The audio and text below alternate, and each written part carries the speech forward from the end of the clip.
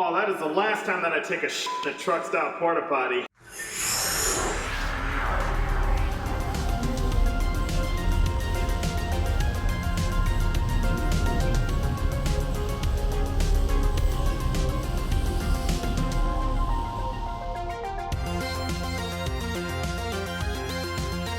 Hey guys, and welcome back to the network, where today we're going to be playing some Metroid on the Nintendo Entertainment System. So without any further ado, let's get into it. Metroid. Metroid for the NES. It is a gem. Released back in 1986, 7, I believe.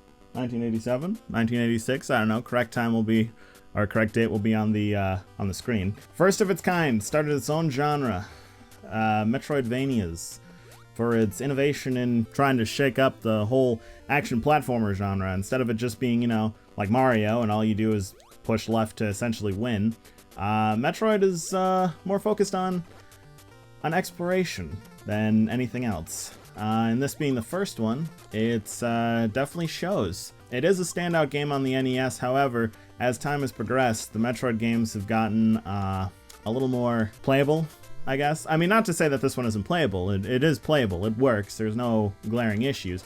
However, the biggest downfall of this game is the fact that there is no map. So navigating it can be kind of a pain in the ass. And seeing as every room looks about the same, it also adds to that trouble of not knowing where the hell you're supposed to go.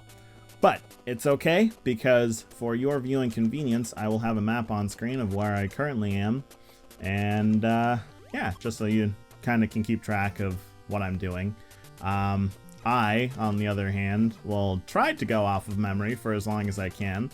And if that shall fail, then I will pull up a map myself, because, I would rather try to get somewhere in the game versus just, wandering around for 10 minutes or however long. So first order of business, our beam's pretty short. And so we're going to go after the long beam. Now, if I do remember this, correctly, it should be up at the top of this and then on the left. However, we need to get missiles. Crap. Now, why do we need missiles before we can get the long beam? Because the, the long beam upgrade is blocked by a red door, and the red doors require 5 missiles to open. So, oh, look at that energy right there. We are definitely set for battle. Ain't that right, Samus? Ah, crap. Alright, so there are the missiles.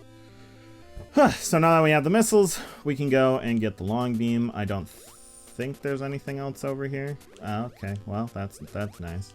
Yeah, no, we're gonna go get the long beam. Basically, the order of the items that we have to get the long beam first, just because that'll be nice. Then preferably the bombs, and then we can go and grab the ice beam. Oh, I got really confused as to why there were missiles that dropped there. I forgot that I picked up the missiles. Yep. The best part of NES Metroid is the beeping when your health is low.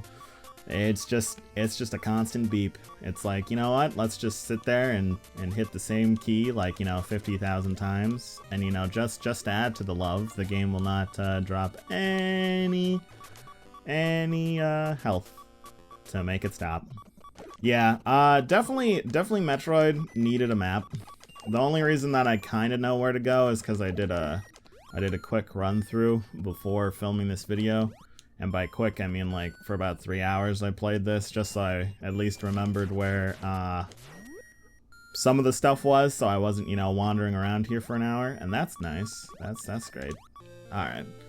But yeah, Metroid definitely needed a map. If you ever decide you want to play this on, say, like the Switch's virtual console or something, make sure you get a map. It'll be far more fun. Well, that is not the situation we want to be in right now.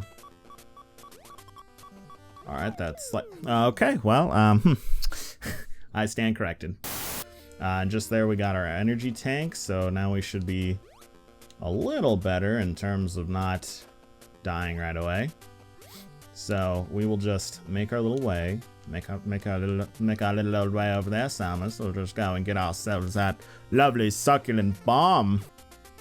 For a second there, I didn't think we had 5 missiles, and then I was going to cry, because quite frankly, trying to farm missiles in these areas suck beyond belief. Oh, wow, okay, see, I say that, and then he drops a missile. But, you know, when I was playing this earlier, oh my gosh, I legit sat here for 10 minutes trying to get a missile, and all I would drop is health. And I was at full health. All I would drop. It's like, alright. See, that's one of the big flaws with this, is that if you die, you get 30 health. Or you respawn with 30 health, which sucks because you have to earn all that back. And speaking of earning that back, alright, now we got the bomb. But yeah, you have to earn all that back by farming. So you kind of have to just sit somewhere and then just kill enemies repetitively in hopes of getting enough health to be able to progress without, you know, dying in 5 seconds. Alright, I just want to get that missile stash back up just a little bit to a little more acceptable. A little more acceptable there. Come on, just give me one more. In the event that I need to use one, which I actually think I do in order to get the ice beam. So come on, give me a missile. That's not a missile. All I need is a missile, damn it. A missile. A missile. Thank you. Alright, now, off to get the ice beam. Metroid as a whole can be kind of cryptic, especially on the NES. Because there's a lot of spots like that right there where you wouldn't even know that you're supposed to bomb that in order to get the ice beam. And there we go. There's the ice beam. Now, what is next? I guess we could go for the high jump boots. The ice beam is basically the better of the 2 beams that you can get because you can freeze enemies and then they don't hurt you. And I mean, now you could trade it out for the wave beam, but I don't think you have to unless you can't kill Ridley without it. But I'm pretty sure you can. So I don't know. I don't know why you would ever choose anything other than the ice beam. Alright, there we go. Missile canister acquired. Now we're just gonna have to get the, what do you call it? The, other thing. The energy tank. Yeah, Metroid's got a lot of areas in the game that are kind of like this, where you have to bomb a lot of walls. And that, honestly, it makes you wonder how the hell kids could play this back in 1980, 86, 87. 87, 86, one of those years, again. But yeah, it makes you, it's surprising how these kids could, you know, play this and not have all that many issues trying to figure out where they're supposed to go, given the fact that they didn't, well, I mean, I guess at that point in time, you'd have Nintendo Power or, what do you call it? Oh, you just jump up for this one, huh? But I guess at that point, they'd have Nintendo Power or, they'd draw their own maps. Or, you know, ask a buddy to see if they could loan one of theirs. So that they'd end up knowing at least where to go somewhat. They weren't completely lost. And then energy tank number 2. It's kind of funny that, you know, this game doesn't have a map. When at this time Zelda was out and Zelda had a map. But, you know, Metroid, I guess, is a different can of worms, and this is the ice beam thing. We gotta go down another spot. But yeah, it's kind of funny to think that you know, Zelda had a map, but Metroid didn't have a map, and that ends up being like the game's greatest downfall, is just the lack of a map.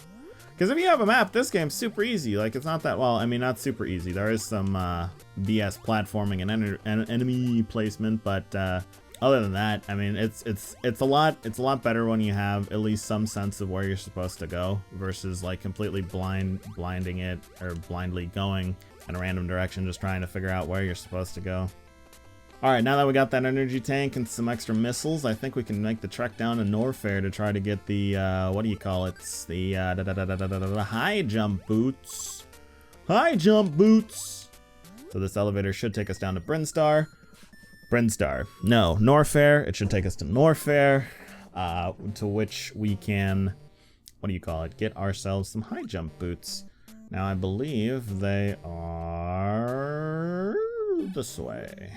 Let's try not to get hit here. Well, mission failed. That lasted less than 5 seconds. Again, I don't know. Like, see, honestly, without a map, I know I've said this before, but honestly, without a map or, you know, some sense of direction, this is an extremely difficult game to play because you just, like, it's so hard to figure out where you're supposed to be going. Like, I used to play Zero Mission, which is the remake of this game for the Game Boy Advance. And after you completed it, you would get a playable version of this game. And I remember standing outside of a Great Clips, waiting to get my hair cut, and I just was like, all right, you know, I finished Zero Mission, let's try, you know, this other Metroid game and see what that's all about. Or this NES Metroid, because at the time I didn't even know what an NES was. So I started up, and then I'm just like, what is going on? What am I doing? Like, I had no idea where to go or anything. Oh boy. I had no idea where to go. It's just, and so then I turned it off and went back and played Zero Mission again, because, you know, at least I could progress somewhat in that. Alright, now that we got the high jump boots, we should be able to make our way up this shaft, and then we can get a couple extra missile expansions, which we'll need for later. Oh boy, that's not good. Wow, we are... Oh, well, shoot. I hope we don't need... Oh, crap. You know what this is? This is the ice beam. Ah, damn it. Now I think this is where the missiles are. Okay, not going there quite yet, just because we don't really have the health or any missiles to deal with that. And shoot, I think we have to go that way. Is this a dead end? Well, I guess we'll just end that off here. So thank you guys so much for watching. If you enjoyed, remember to like the video and subscribe so that you don't miss anything new from the network. And I will see you guys in the next one.